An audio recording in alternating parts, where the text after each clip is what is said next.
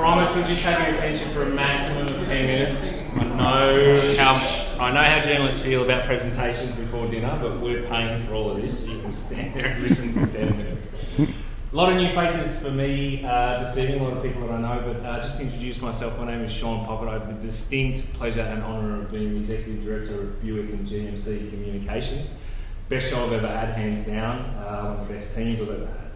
And really speaking of teams, before we kick off, I just want to take a moment to thank everyone on the GMC side of things that's kind of come together. We have a lot of our SMEs here.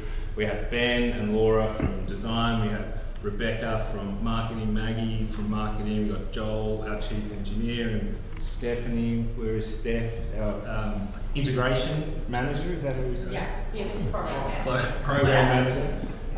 And it's amazing these guys give up their time and take the time to be here with us. But I did want to give a special shout out particularly to the PR team. What you may not see is all the hours of work behind the scenes that happen for this. All the long days, the tears, the laughter, just to give you guys the best possible day and put our vehicles in the best possible light. So that's Shauna and it's Paige. And a special shout out to Nicole who's taking this on afterwards. Patrick as well.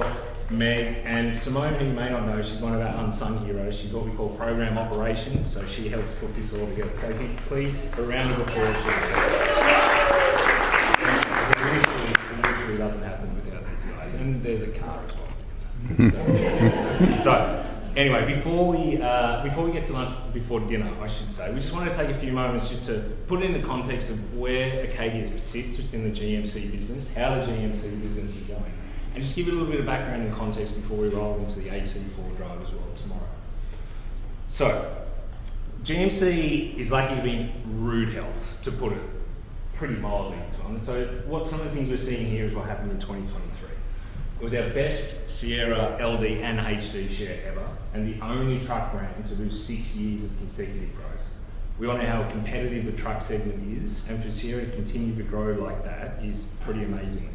And to grow like that with record ATPs as well, so that's average transaction price.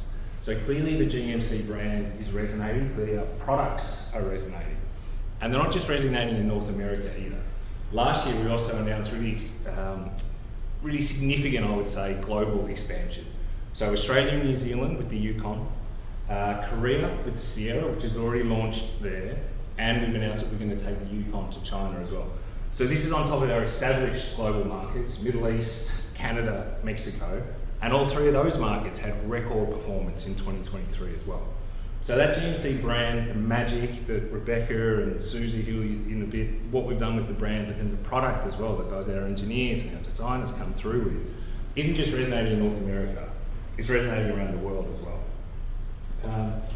It's obviously reflected in loyalty too. We had our loyalty, highest loyalty ever, and we're doing really well in quality, which is critical to getting that loyalty piece. But we're halfway through 2024, right? So, how are we doing so far? And this is hot off the press. So by the end of May, we continue to grow volume, up 4.1% calendar year to date. Record retail share at 3.8%. Now you might say 3.8% compared to some of our competitors, let's say Toyota, that's not a great share. That is mainstream share. And that is mainstream share at record ATPs. That is mainstream share at AT4 and Denali being more than 50% of penetration. So you can understand the vehicles, the financials. GMC is an absolute powerhouse for the GM brand, and we're incredibly privileged to work for a brand like this and build towards it. Canyon had its absolute best month ever in May. That was off another record month again. And Hummer EV, my special child. Again, the third consecutive record month, and we finally got a comma in between the 1 and the 0. So it's the first time we've hit over 1,000 sales for Hummer, and I'd like to hear a round of applause for that. Sierra, which is our bedrock, right? This is our franchise, continues to do amazing work. Highest segment, calendar year to date segment, but also a record in May as well. The May segment share was over 18%. Calendar year today it's 17.4%. So entirely new to GM. So this is additive. These are brand new customers. A lot of them on the east and the west coasts, Miami, Texas, other big EV markets that are all new to GM, and often all new to the EVs as well. So That's a real core pillar for us to continue to grow with this vehicle. Have a different customer set, frankly, a more affluent customer set, a more tech-forward customer set.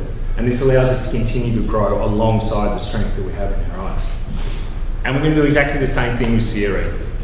So later this year, the Sierra EV launches, and I think Patrick's just walked out of the room, but that's his baby. And we're going to launch first off with the Denali Edition 1, which is going to be a very limited run.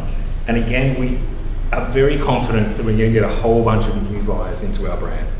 Our existing Denali owners have been very vocal about how excited they are about it. We've got a great reservation build up, but we also think that we can continue to build new vehicles. So we see the EV opportunity in front of us as huge.